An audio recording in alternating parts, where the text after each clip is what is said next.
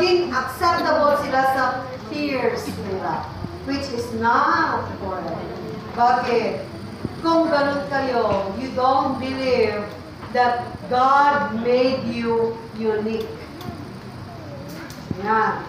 Although, di ba, sabi nga kanina Satan will try us to what? Think na ito yung mga kakulangan ko sa sarili ko. Kasi pabababain niya yung iyong self-esteem.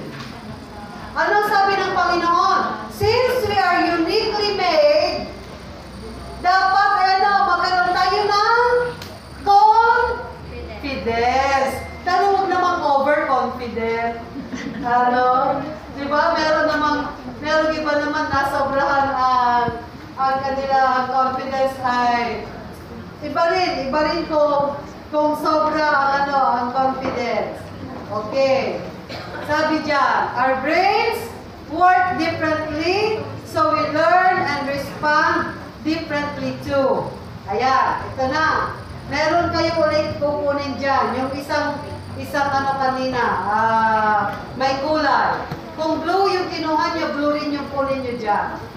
Now, how do we respond differently now? Ngayon na naiintindihan na natin, paano na tayo ngayon mag-respond sa mga sitwasyon? Okay? Kunin. Nakuha nyo na. Ito yun. Ayan.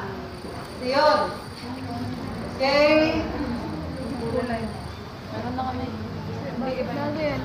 Nakawakan nyo na yung inyong kulay.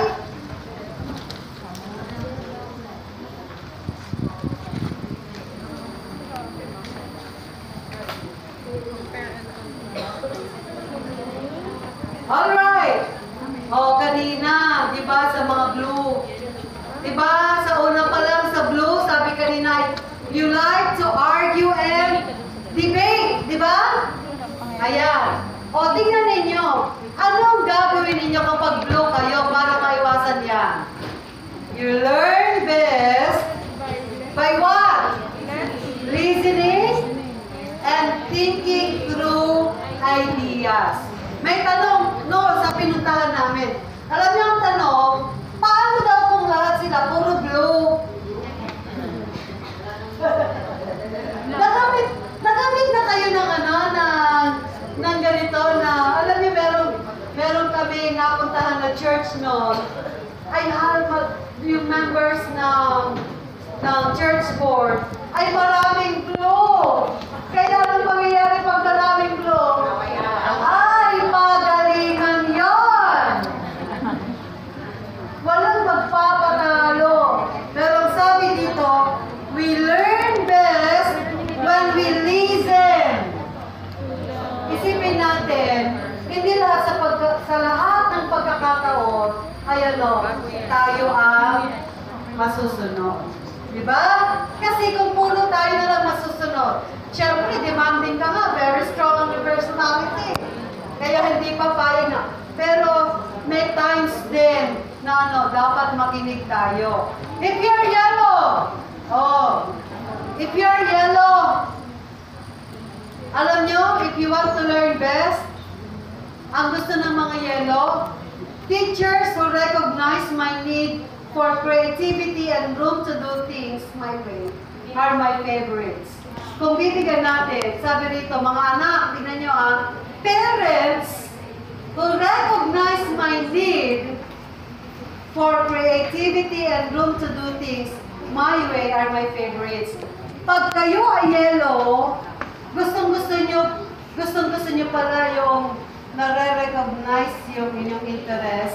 Kaya dapat ang magulang ay ibo-boost yung kanyang interest para huwag mong kukontrahin. Kaya pag magulang yun or teacher. Because they learn best kapag sila ay nai-encourage, Okay, if you're red, red, paano kayo matututo?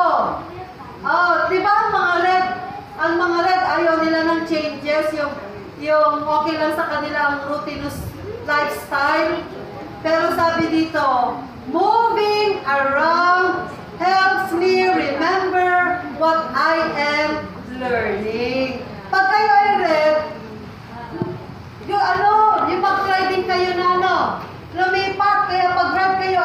teacher, matututo kayo, ay, mas masaya parang palipat-lipat pag red ang teacher. Bakit? You will learn to adapt to different styles, di ba? Pero ang green, ayan. How about green? Ano ang kanyang, tawag ito, ano yung time na mas natututo siya? Alam niyo ang mga green? Practicing until I am good at something is rewarding to me. Di ba ang mga green ay high standards? Pag pala mas ginagawa nila yon at nai-improve nila, ang feeling ng mga green ay ano, mas rewarding sa kanila yun. Kaya alam niyo, kapag kayong green, binigyan mo ng instruction at tawag ito, yung bang hindi ka na kontento sa kanila, ginagawa, ay sa kanila ang their part, failure din sa kanila yon. So, you give them more to do para maging rewarding sa kanila yon. Okay? So, alam niyo mga anak, yan, mga teenagers, pwede bang para ano, makita rin ng mga nasa likod. Yan.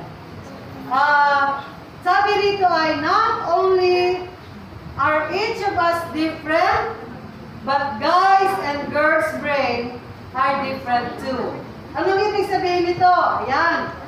Pansinin ninyo, sa mga, lalo na sa mga bata-bata pa na mga teenagers, ang mga babae, generally, your brain is lighter and smaller.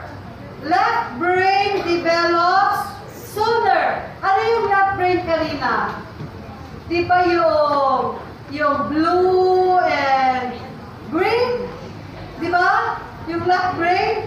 Kaya tingnan ninyo, pansinin ninyo sa mga teenagers, mas marami ang mas nagiging leader na babae sa umpisa. Sa umpisa. Ayan.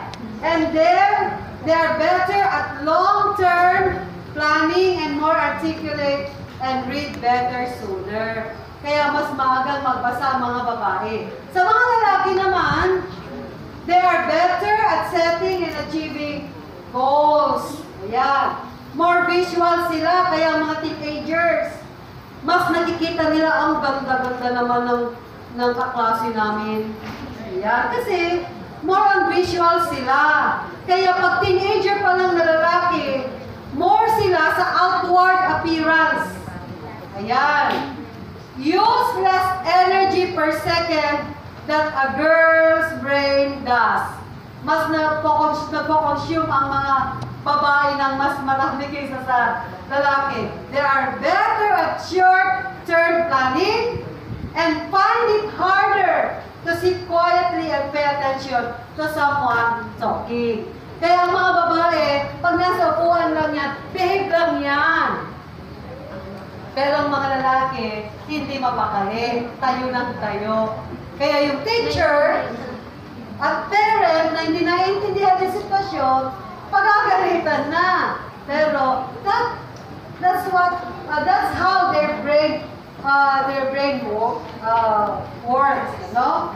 Ayan. Ngayon, how we think impacts what we do. Tingnan ninyo, how we think impacts what we do. Mga anak, tingnan ninyo.